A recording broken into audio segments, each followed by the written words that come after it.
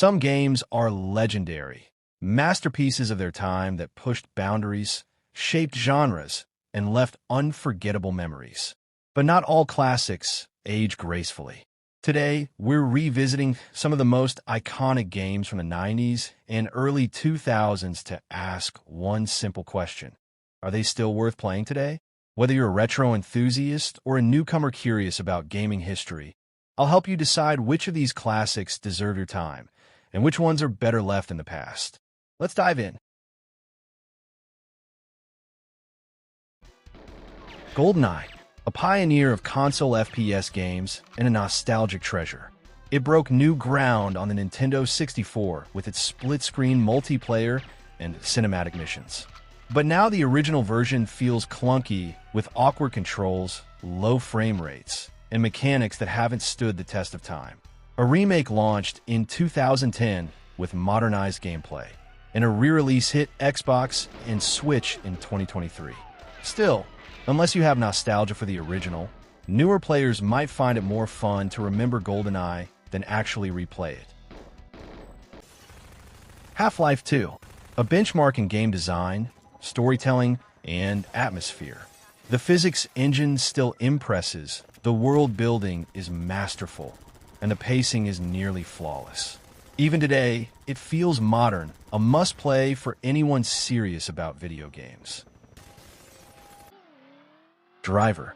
That infamous parking garage tutorial still haunts players, but at the time, Driver was a technical showcase.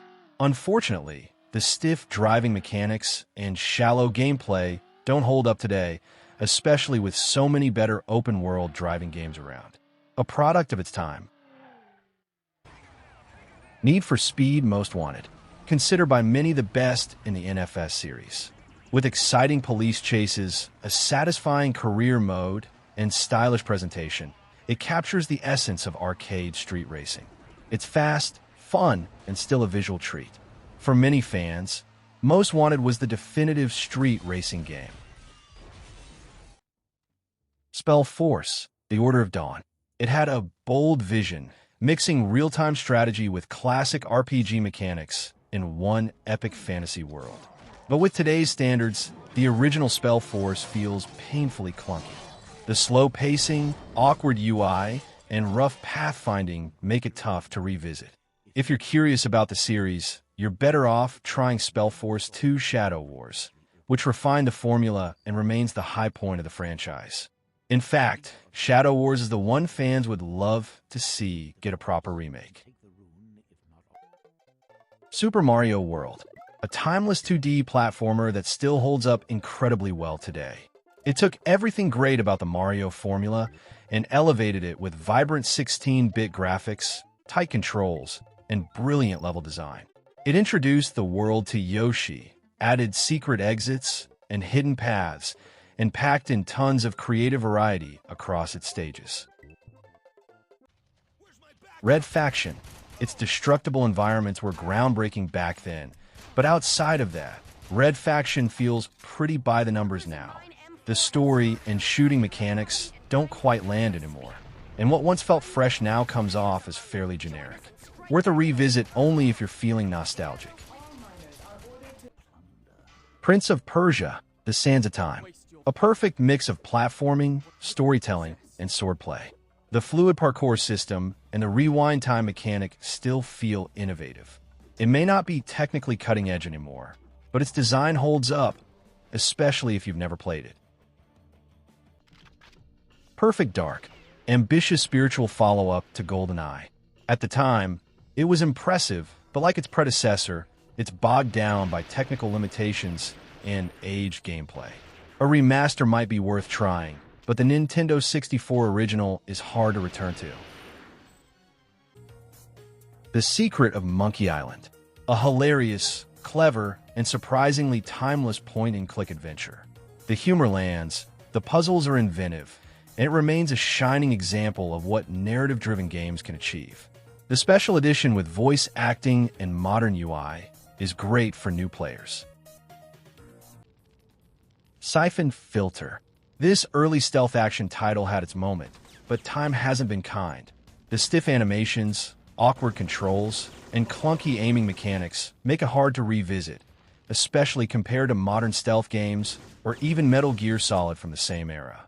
It helps shape the genre, but it's not an easy game to enjoy today.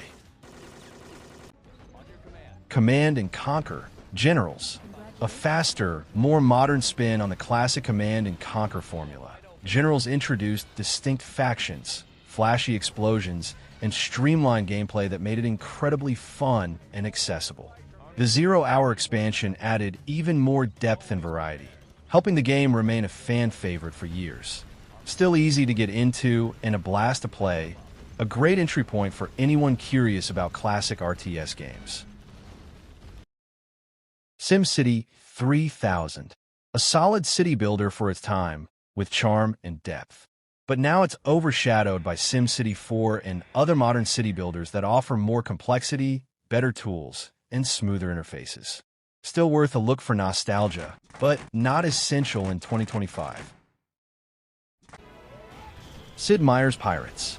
A joyful pirate fantasy that combines sailing, sword fighting, trading, and treasure hunting. It's not about deep simulation, it's about swashbuckling fun, and it delivers. Still incredibly charming, easy to pick up, and addictive in the best way. Duke Nukem 3D.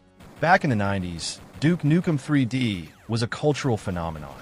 Edgy humor, over-the-top action, and a badass protagonist made it stand out from other shooters. But today, its juvenile themes and outdated mechanics haven't aged gracefully. While it still has nostalgic charm and historical value, it's tough to recommend to modern gamers unless you're curious about FPS history or grew up with it. Resident Evil 4, the game that redefined third-person shooters and modern survival horror. Even without the remake, the original holds up thanks to tight controls, intense pacing, and iconic moments. Still scary, still fun, and still one of the best entries in the series. Medal of Honor, Allied Assault. Once considered a cinematic FPS marvel, it laid the groundwork for Call of Duty. But by today's standards, its slow pacing, clunky AI, and dated design are tough to go back to. It's historically important, but modern shooters have surpassed it in nearly every way. Okay, we found the document. Commandos 2, Men of Courage. A deep and rewarding stealth strategy gem. Even today, few games match its level of detail, planning, and tension.